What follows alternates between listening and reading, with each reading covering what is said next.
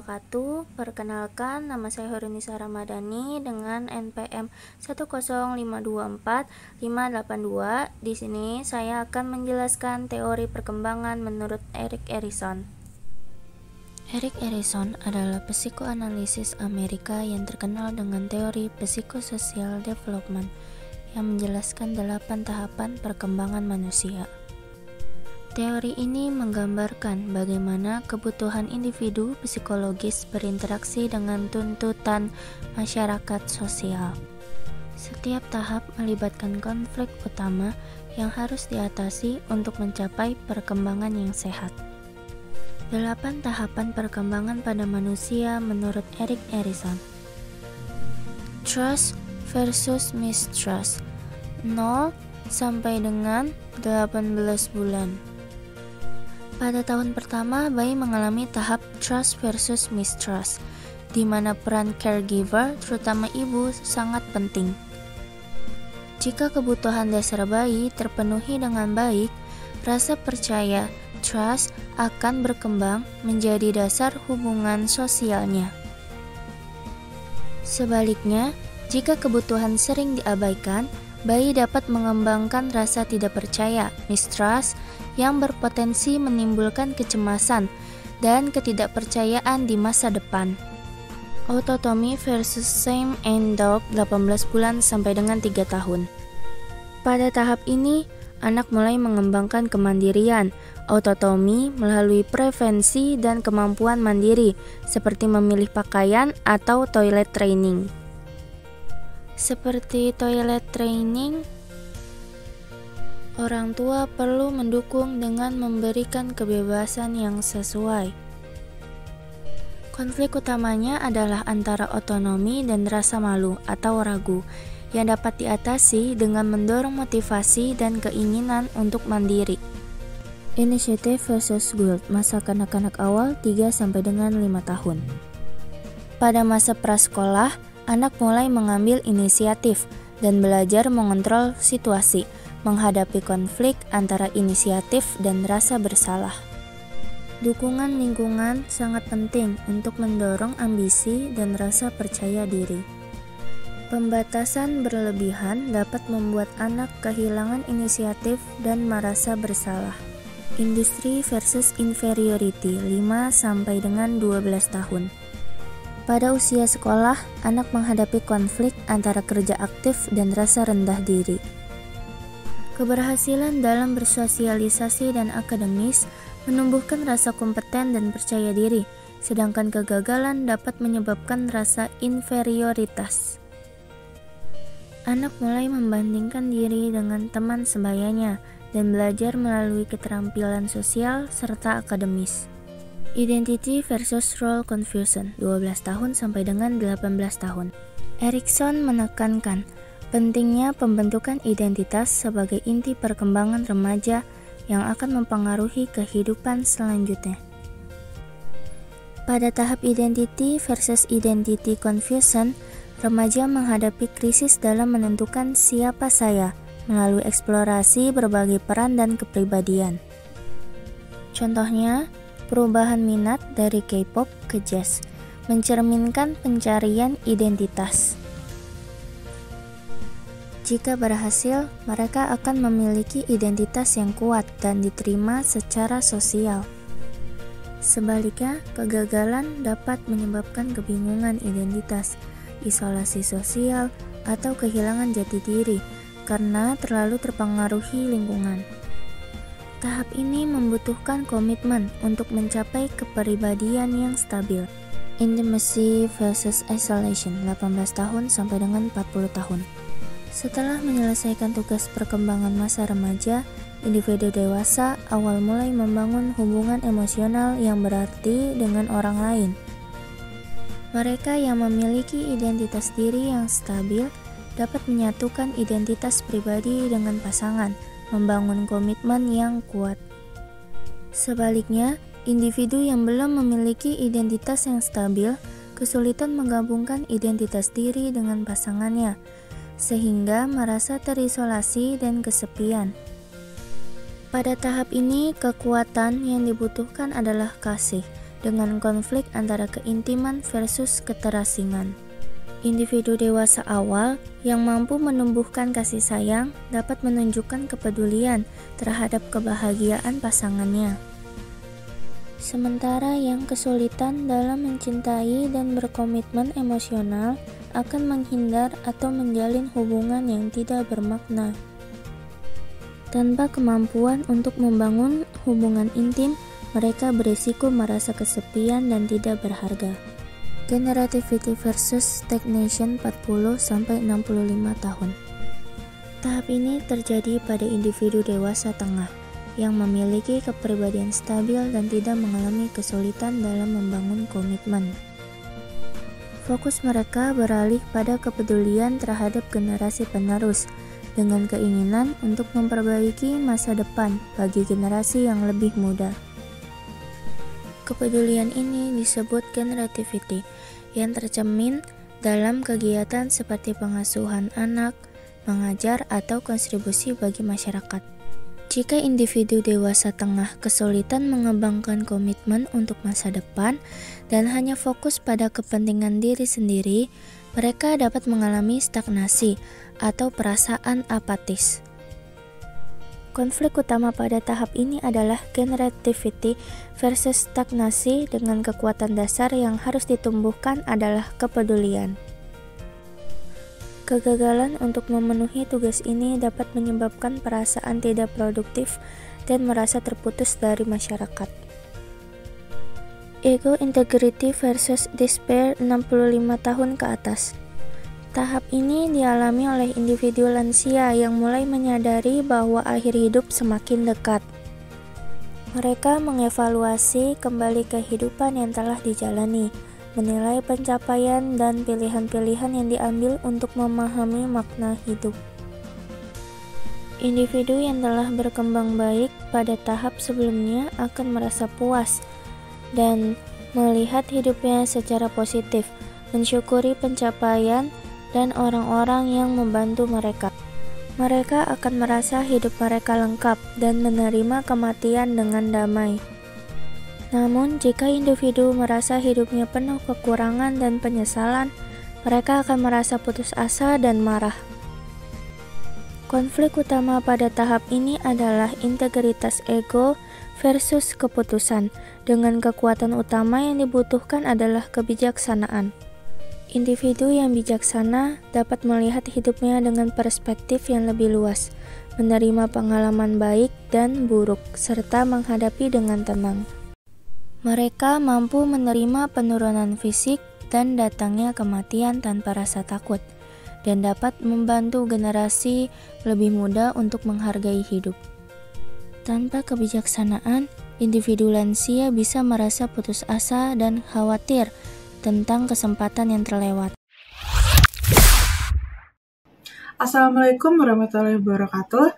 Perkenalkan, nama saya Febriana Valentina Sigiro dengan NPM 105244212. Di sini saya akan menjelaskan perkembangan kognitif menurut Jean Piaget. Jean Piaget, ia adalah seorang filsuf, ilmuwan, dan psikolog perkembangan yang berasal dari Swiss yang terkenal dengan teori perkembangan kognitifnya. Ia mempelajari cara berpikir anak-anak selama lebih dari 5 dekade yang menunjukkan bahwa pola pikir anak-anak berbeda secara kualitatif dari orang dewasa dan bukan hanya kurang matang atau kurang pengetahuan. Menurut Piaget, perkembangan intelektual anak berlangsung melalui 4 tahap utama yang berurutan yang akan mencerminkan perubahan logis dalam cara berpikir mereka dengan seiring bertambahnya usia. Teorinya menekankan bahwa kecerdasan melibatkan pembangunan kemampuan mental dan bukan sekedar akumulasi pengetahuan. Berikut adalah 4 tahap perkembangan kognitif menurut Piaget. Yang pertama, ada tahapan sensori motorik yang dimulai dari usia 0 sampai 2 tahun. Pada tahap ini, anak akan memahami dunia melalui panca indera dengan melihat atau mendengar, dan tindakan motorik dengan menggapai atau menyentuh sesuatu. Dan anak akan mulai mengembangkan pemahaman bahwa objek tetap ada meskipun tidak terlihat atau dapat disebut dengan permanensi objek.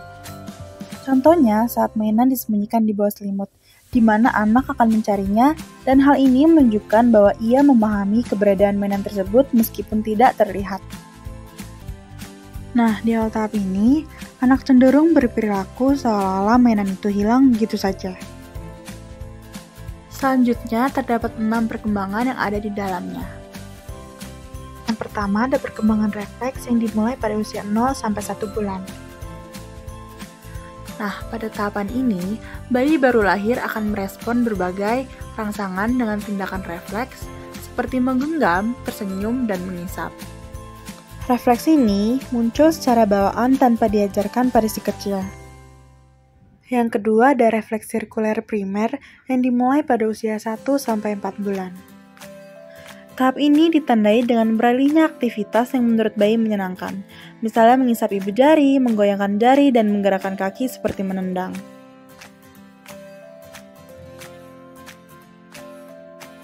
Nah, tindakan ini dilakukan secara sengaja karena si bayi merasa senang untuk melakukannya.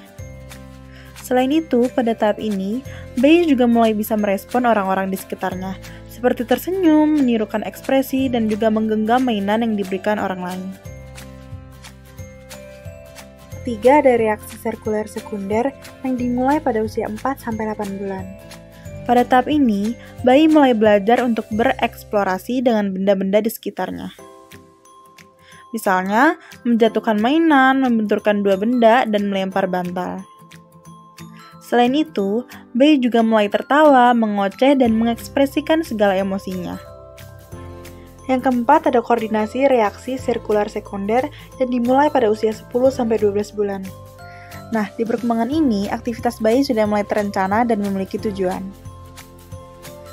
Dan pada tahapan ini, bayi mulai belajar untuk mengoordinasi gerakan tubuh sesuai dengan tujuannya. Misalnya, menggeleng untuk berkata tidak, makan sendiri, dan memindahkan barang dari satu tangan ke tangan lainnya.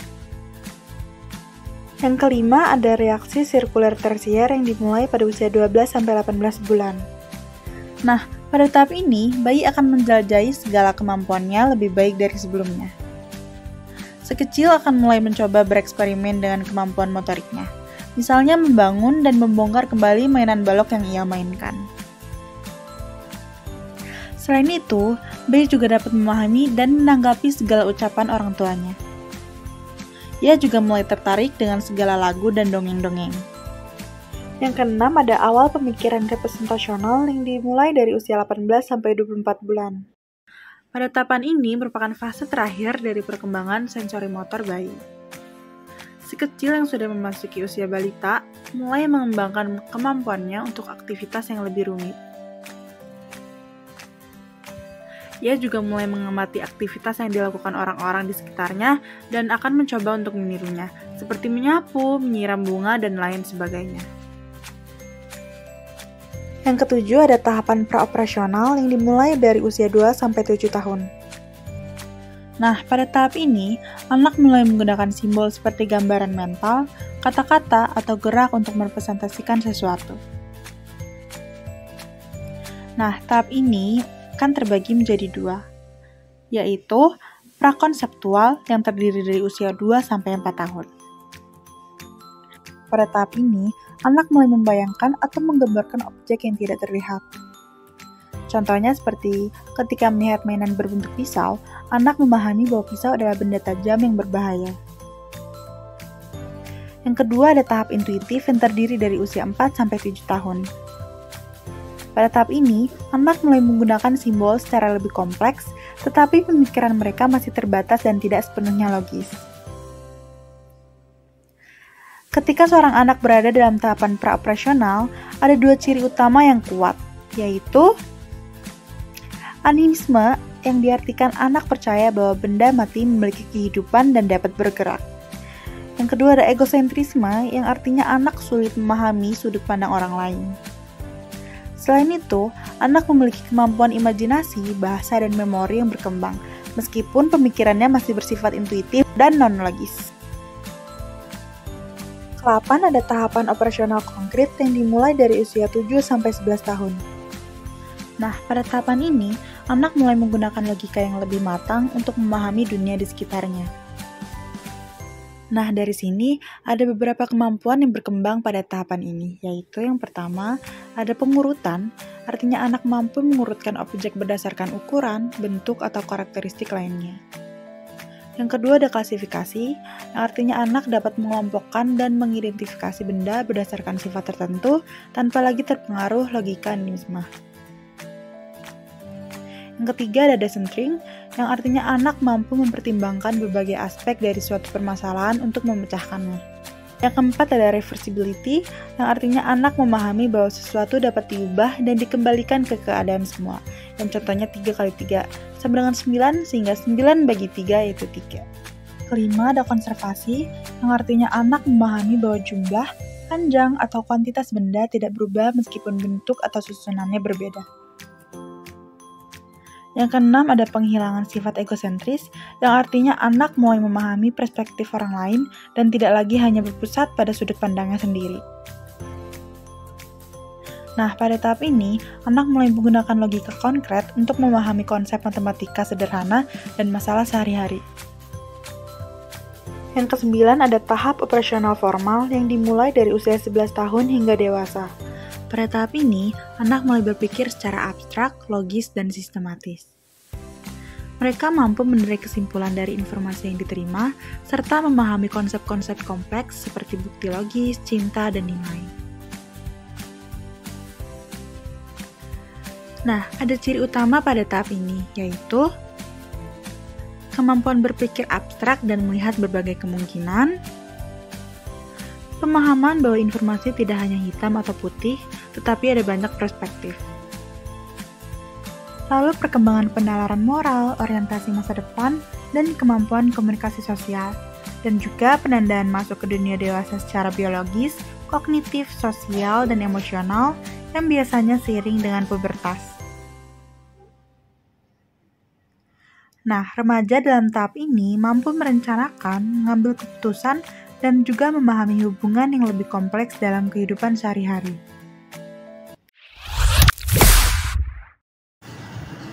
Assalamualaikum warahmatullahi wabarakatuh. Halo, perkenalkan nama saya Hafsah, NPM 1052449. Kali ini saya akan menjelaskan mengenai faktor-faktor yang mempengaruhi perilaku individu seperti kesehatan, stres, dan coping. Faktor-faktor yang mempengaruhi perilaku individu seperti kesehatan, stres, dan coping. Perilaku individu dipengaruhi oleh faktor-faktor yang sangat terkait, seperti kesehatan fisik, mental, emosional, sosial, serta stres dan cara menghadapinya. Memahami hubungan ini penting untuk meningkatkan kesejahteraan dan interaksi sosial. 1. Kesehatan. Kesehatan fisik, mental, emosional, dan sosial saling terkait dan mempengaruhi perilaku individu. Memahami faktor-faktor ini penting untuk meningkatkan kesejahteraan dan interaksi sosial yang positif. A. Kesehatan fisik. Kondisi fisik mempengaruhi kemampuan individu beradaptasi dalam aktivitas sosial dan pribadi. Penyakit kronis seperti diabetes atau penyakit jantung dapat membatasi interaksi sosial, menyebabkan kesepian, kecemasan, dan depresi. Pengobatan dan keterbatasan fisik juga dapat mempengaruhi energi dan suasana hati. B. Kesehatan mental.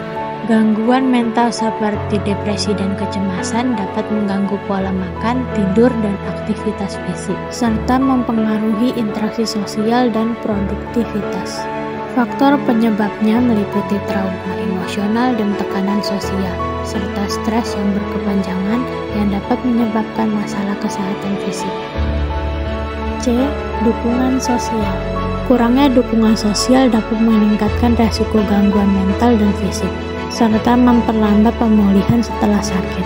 Isolasi sosial atau tinggal di lingkungan yang tidak mendukung dapat memperburuk kondisi fisik dan mental individu. D. Persepsi diri.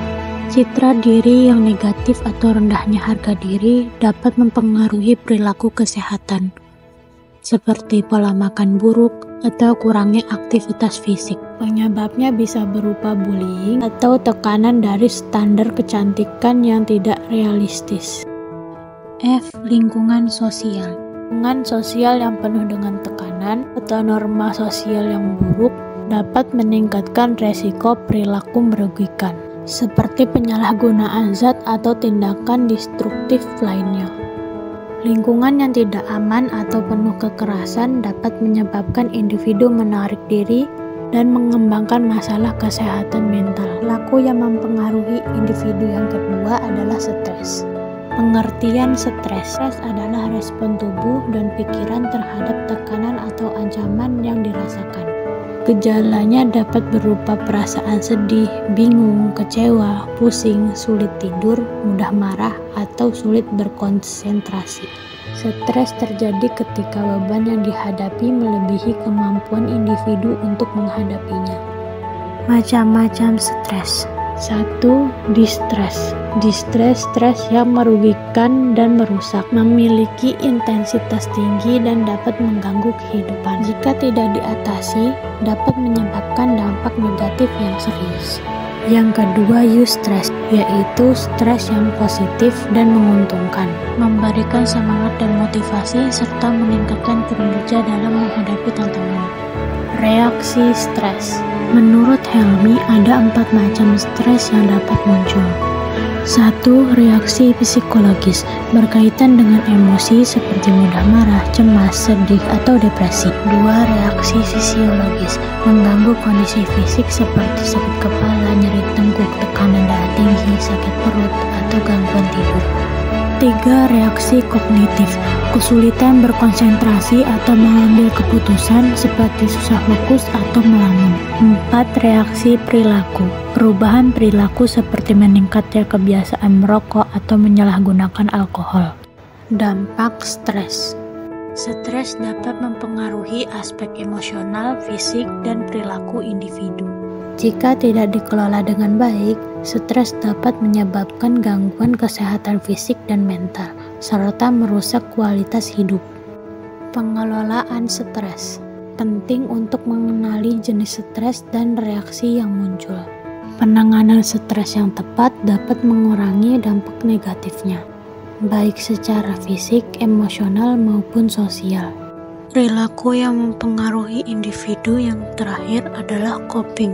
Coping adalah cara yang digunakan individu untuk mengurangi stres atau ketegangan psikologis akibat masalah dalam kehidupan sehari-hari. Proses ini melibatkan kemampuan pribadi dan dukungan lingkungan untuk mengurangi dampak stres. Coping berfokus pada perubahan perilaku pada pola pikir untuk mengatur tuntutan yang dianggap beban atau melampaui kemampuan individu, dan seringkali mencakup upaya menghindari atau mengurangi kesulitan. Faktor-faktor yang mempengaruhi coping. Menurut Lazarus dan Folkman, faktor yang mempengaruhi coping dapat bersumber dari dalam diri individu atau lingkungan eksternal, antara lain seperti 1. Kesehatan dan energi. Individu dapat lebih mudah menangani masalah ketika sehat dan memiliki cukup energi. Kondisi fisik yang buruk atau kelelahan dapat mengurangi aktivitas coping. 2. Keterampilan untuk memecahkan masalah. Kemampuan menganalisis situasi dan mencari solusi sangat penting dalam coping. Keterampilan ini berkembang melalui pengalaman, pengetahuan, dan kontrol diri. 3. Keyakinan untuk positif. Sikap optimis dan pandangan positif terhadap diri sendiri meningkatkan kemampuan untuk mengatasi masalah dan mengurangi stres. 4. Keterampilan sosial yang edukatif dan efektif.